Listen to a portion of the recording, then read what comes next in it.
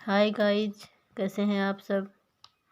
आपके अपने चैनल विराट तेत्रवाल में स्वागत है। मैंने पिछले जो वीडियो डाले थे सेल और सेल ऑर्गेनेल्स के, अगर वो आपने नहीं देखे तो वहाँ से देख लें।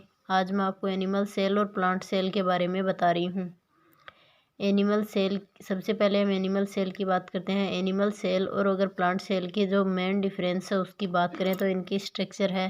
क्योंकि एनिमल सेल है वो शेप में राउंडेड होती है थोड़ी, और जो प्लांट सेल है वो मोस्टली बेंजीन लाइक स्ट्रक्चर होती है। जो एनिमल सेल है उसके जो वॉल होती है, वो सेल वॉल है वो एब्सेंट होती है, और प्लाज्मा मेम्ब्रेन प्रेजेंट होती है जो एनिमल सेल के अंदर प्रेजेंट होती है। और ये प्लाज्मा मेम्ब्रेन जो होती है वो प्रोटीन की बनी होती है, और ये जो है वो सेल के जो सेल ऑर्गेनेल्स हैं उनको प्रोटेक्शन प्रोवाइड करवाती है। उसके बाद हम बात करें कि सेल के अंदर एनिमल सेल जो है उसके सेंटर में न्यूक्लियस प्रेजेंट होता है। उसके अंदर एक और ऑर्गेनेल्स प्रेजेंट होता है जिसे न्यूक्लियोलस कहते हैं। न्यूक्लियस के अंदर डीएनए भी प्रेजेंट होता है। फिर हम बात करें सेल ऑर्गेनेल्स की। जो सेल ऑर्गेनेल्स हैं वो सेल प्लाज्मा मेम्ब्रेन और न्यूक्लियस के बीच में जो स्पेस होती है उसके अंदर प्रेजेंट होते हैं, और उसके अंदर वो जो स्पेस होती है उसके अंदर साइटोप्लाज्म फ्लूइड भरा रहता है, जिसके अंदर ये ऑर्गन जो हैं वो स्थित रहते हैं। सबसे पहले हम बात करें कि जो सेल ऑर्गेनेल है उसके अंदर माइटोकॉन्ड्रिया आता है। माइटोकॉन्ड्रिया सेल के जो है वो सेल के लिए पावर हाउस का फंक्शन करता है। यानी कि माइटोकॉन्ड्रिया के अंदर एटीपी का फॉर्मेशन होता है रेस्पिरेशन के दौरान। जब क्रेब्स साइकिल कंप्लीट होती है तो सेल के अंदर एटीपी का फॉर्मेशन होता है जो माइटोकॉन्ड्रिया के द्वारा होता है। इसीलिए हमारी जो सेल है उसका पावर हाउस या फिर पावर हाउस ऑफ एनर्जी जो बोलते हैं वो माइटोकॉन्ड्रिया को बोलते हैं। फिर हम बात करें न्यूक्लियस की। न्यूक्लियस को सेल का ब्रेन बोला जाता है, क्योंकि जो ये न्यूक्लियस होता है वो ही जो है मेन जो सेल ऑर्गेनल होता है वो सेल के अंदर वो होता है, इसीलिए इसको ब्रेन ऑफ सेल बोला जाता है। फिर हम बात करें एंडोप्लाज्मिक रेटिकुलम की। जो एंडोप्लाज्मिक रेटिकुलम होती है वो जो न्यूक्लियस की जो न्यूक्लियर मेम्ब्रेन होती है उससे अटैच होती है। इसके जो एंडोप्लाज्मिक रेटिकुलम है इसको दो टाइप से डिवाइड किया गया है, स्मूथ एंडोप्लाज्मिक रेटिकुलम और रफ एंडोप्लाज्मिक रेटिकुलम। रफ के अंदर तो क्या होता है कि राइबोसोम है वो प्रेजेंट होते हैं, इसीलिए उसको रफ एंडोप्लाज्मिक रेटिकुलम बोलते हैं। और स्मूथ के अंदर राइबोसोम है वो एब्सेंट होते हैं, इसीलिए इसको स्मूथ एंडोप्लाज्मिक रेटिकुलम बोलते हैं। एंडोप्लाज्मिक रेटिकुलम है इसका फंक्शन होता है प्रोटीन को रिजर्व फूड के रूप में रखना, और जो प्रोटीन है वो हमारी बॉडी के अंदर फॉर्मेशन तो हो रहा है उसका राइबोसोम के द्वारा, और उसे संचित करने का कार्य है वो एंडोप्लाज्मिक रेटिकुलम करती है। फिर हम बात करें राइबोसोम को। राइबोसोम को प्रोटीन फैक्ट्री के नाम से भी जानते हैं। हमारी बॉडी के अंदर सबसे ज़्यादा प्रोटीन फॉर्मेशन है वो राइबोसोम के द्वारा होता है, इसीलिए राइबोसोम को प्रोटीन फैक्ट्री ऑफ सेल के नाम से भी जानते हैं। फिर हम बात करें गोल्जी एपरेटस की या फिर गोल्जी बॉडी की, जिसकी खोज कैमिलियो गोल्जी ने की थी। इसको पोस्ट ऑफिस के नाम से भी जानते हैं, क्योंकि जिस तरह एक पोस्ट ऑफिस के अंदर सारी पोस्ट आकर कलेक्ट होती हैं और फिर उनको जहाँ भेजनी, जिस स्थान के लिए वो आई है वहाँ पर भेजने का कार्य किया जाता है, वैसे ही गोल्जी बॉडी के अंदर एंडोप्लाज्मिक रेटिकुलम से प्रोटीन फॉर्म हुआ, माइटोकॉन्ड्रिया से एटीपी फॉर्म हुई। उन दोनों को गोल्जी बॉडी ही अपने पास लाता है, गोल्जी बॉडी के पास आते हैं और यहाँ से उन्हें ट्रांसपोर्ट किया जाता है जहाँ पर या फिर जिस ऑर्गन को एनर्जी की रिक्वायरमेंट होती है या फिर जहाँ पर प्रोटीन की रिक्वायरमेंट होती है उन्हें वहाँ तक पहुँचाने का कार्य करता है गोल्जी बॉडी, इसीलिए इसको पोस्ट ऑफिस के नाम से जानते हैं। फिर हम बात करें सेंट्रोसोम की। जो सेंट्रोसोम होता है उसके अंदर सेल डिवीजन होते हैं। सबसे ज़्यादा सेंट्रोसोम जो होते हैं वो लीवर के अंदर प्रेजेंट होते हैं, और उसके बाद अगर दूसरी बात करें तो ब्रेन जो होता है उसके अंदर सेंट्रोसोम है। वो एब्सेंट होते हैं। इसीलिए ब्रेन के अंदर जो है सेल डिवीज़न है वो बहुत ही कम होता है और लीवर के अंदर जो सेल डिवीज़न है वो हाईली होता है। ब्रेन के अंदर 90% न्यूरॉन सेल प्रेजेंट होती हैं, जिनके अंदर जो है वो सेंट्रोसोम एब्सेंट होते हैं और सेल डिवीज़न नहीं होता। लेकिन 10% जो है वो गिलियल सेल प्रेजेंट होती हैं, जिनके अंदर सेल डिवीज़न होता है।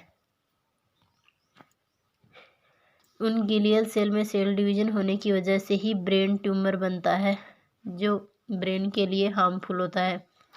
फिर हम बात करें लाइसोसोम की, जिसे सेल का सुसाइडल बैग भी बोलते हैं या फिर एटम बम ऑफ सेल, क्योंकि लाइसोसोम में अगर कोई सेल डेड हो गई है तो उसे डाइजेस्ट कर लेता है। इसीलिए लाइसोसोम को सुसाइडल बैग के नाम से जानते हैं। जो एनिमल सेल होती है उसके अंदर सीलिया और फ्लैजिला नामक दो स्ट्रक्चर और प्रेजेंट होती हैं। जो सीलिया होते हैं वो तो स्मॉल होते हैं और जो फ्लैजिला होते हैं वो थोड़े बड़े होते हैं। फिर हम बात करें सीलिया और फ्लैजिला की क्या फंक्शन करते हैं। ये फीडिंग और मोमेंटम के लिए हेल्पफुल होते हैं। फिर हम बात करें जो प्रोटोप्लाज्म होता है, सेल के अंदर प्रोटोप्लाज्म भरा होता है, जो साइटोप्लाज्म और न्यूक्लियोप्लाज्म दो प्रकार से होता है। न्यूक्लियोप्लाज्म जो होता है वो न्यूक्लियस के अंदर प्रेजेंट होता है, क्योंकि जो न्यूक्लियस है वो साइटोप्लाज्म के अंदर नहीं प्रेजेंट होता है। साइटोप्लाज्म है वो सेल जो मेम्ब्रेन होती है उससे लेकर न्यूक्लियर मेम्ब्रेन तक जो फ्लूइड भरा होता है उसको साइटोप्लाज्म बोलते हैं। इसके बाद हम बात करते हैं प्लांट सेल की। प्लांट सेल जो है उसकी मैंने बताया था कि उसकी बेंजीन लाइक ऐसे कुछ स्ट्रक्चर होती है, यानी कि ये गोल नहीं होती है, चौकोर बोला जा सकता है, ऐसे होती है। जो प्लांट सेल है उसके अंदर सेल मेम्ब्रेन और सेल वॉल दोनों प्रेजेंट होती हैं। सेल वॉल जो है वो सेल्यूलोज की बनी होती है और जो सेल मेम्ब्रेन है वो प्रोटीन की बनी होती है। एनिमल्स के अंदर सेल मेम्ब्रेन को प्लाज्मा मेम्ब्रेन बोलते हैं और जो प्लांट सेल है उसके अंदर इसे सेल मेम्ब्रेन बोलते हैं। सेम वही रीजन इसके अंदर है कि लाइसोसोम प्रेजेंट होता है जो सुसाइडल बैग है, गोल्जी बॉडी प्रेजेंट है जो पोस्ट ऑफिस के रूप में फंक्शन करता है, न्यूक्लियस प्रेजेंट होता है। डिफरेंस यही कि एनिमल सेल के अंदर जो न्यूक्लियस होता है वो लगभग सेंटर के अंदर होता है, जबकि जो प्लांट सेल है उसके अंदर जो न्यूक्लियस होता है वो एक मतलब बोलें तो सेल मेम्ब्रेन की यानी कि सेंटर में ना होकर परिधि की ओर होता है। उसके बाद हम बात करें प्लांट सेल और एनिमल सेल के मेन डिफरेंस की, तो वो है वैक्यूल्स का। जो वैक्यूल्स होती हैं वो एनिमल सेल में छोटी छोटी होती हैं, एनिमल सेल में स्मॉल होती हैं, और जो प्लांट सेल है उसमें तो लगभग पार्ट के अंदर वैक्यूल ही प्रेजेंट होती है जो वाटर स्टोरेज का फंक्शन करती है। यही मेन डिफरेंस है। उसके बाद में बात करें तो इसके अंदर जो प्लांट सेल है उसके अंदर प्लास्टिड प्रेजेंट होते हैं, मोस्टली क्लोरोप्लास्ट, जो फोटोसिंथेसिस के अंदर फंक्शन करता है, यानी कि फोटोसिंथेसिस की जो प्रोसेस है वो क्लोरोप्लास्ट के कारण होती है। फिर हम बात करें इनके अंदर माइक्रोट्यूब्यूल्स ऑर्गन्स भी देखे गए हैं, यानी कि इनमें सूक्ष्म नलिकाएं भी होती हैं। फिर हम बात करें जो प्लांट सेल है उसके अंदर प्लाज्मोडेस्माटा का निर्माण होता है। इसकी जो सेल की जो साइज होती है वो बेंजीन लाइक होने की वजह से जहाँ से इसके अंदर नेक्स्ट फोल्ड आता है तो वहाँ पे एक सेप्टे का फॉर्मेशन हो जाता है जिसे प्लाज्मोडेस्माटा बोलते हैं। फिर हम बात करें ऑल जो सेल ऑर्गन्स है, जैसे राइबोसोम है, माइटोकॉन्ड्रिया है, एंडोप्लाज्मिक रेटिकुलम है, वो सेम एनिमल सेल की तरह ही होते हैं। इसके बाद मैं आपको प्रोकैरियोट एंड यूकैरियोटिक सेल के बारे में बता रही हूँ। प्रोकैरियोटिक सेल होते हैं उनके अंदर जो न्यूक्लियस होता है वो प्रिमिटिव टाइप का होता है, जबकि जो यूकैरियोटिक सेल होते हैं उनके अंदर जो न्यूक्लियस होता है वो वेल डेवलप्ड होता है। फिर हम बात करें जो प्रोकैरियोटिक सेल है उसके अंदर कौन कौन से ऑर्गेनिज्म को रखा गया है, तो जो प्रोकैरियोटिक सेल है उसके अंदर ब्लू ग्रीन एल्गी, बैक्टीरिया और माइकोप्लाज्मा को रखा गया है। जो यूकेरियोटिक सेल है उनके अंदर प्लांट और एनिमल सेल को। फिर हम बात करें कि इनके अंदर न्यूक्लियोइड, एक न्यूक्लियोइड नामक स्ट्रक्चर प्रेजेंट होती है जो ओनली प्रोकैरियोट्स के अंदर ही देखी जाती है, यूकेरियोट में वो एब्सेंट होती है। सारे के सारे सेल ऑर्गेनेल्स हैं वो प्रोकैरियोटिक के अंदर एब्सेंट होते हैं। ओनली एक राइबोसोम जो 70S टाइप का होता है। और जो यूकेरियोटिक सेल है उसके अंदर सारे के सारे सेल ऑर्गेनेल हैं वो प्रेजेंट होते हैं। प्रोकैरियोट्स के अंदर जो सीलिया हैं वो प्रेजेंट होते हैं। प्रोकैरियोट के अंदर यही मेन रोल करते हैं, मोमेंटम में हेल्प करते हैं, फीडिंग में हेल्प करते हैं। यूकेरियोटिक के अंदर या तो एब्सेंट होते हैं या फिर अगर प्रेजेंट है तो वो 2+9 स्ट्रक्चर के अंदर प्रेजेंट होते हैं। प्रोकैरियोट सेल जो होती हैं उनके अंदर सेल ऑर्गेनेल नहीं है, यानी कि सेंट्रोसोम भी एब्सेंट है, इसलिए सेल डिवीजन भी नहीं होता है।